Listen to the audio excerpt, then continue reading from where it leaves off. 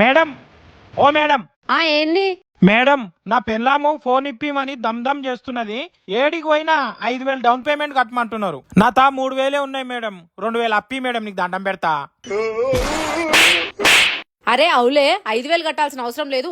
ఒక్క రూపాయి కట్టకుండా 0 డౌన్ పేమెంట్ లో నీకు ఫోన్ ఇప్పిస్తున్నాడు.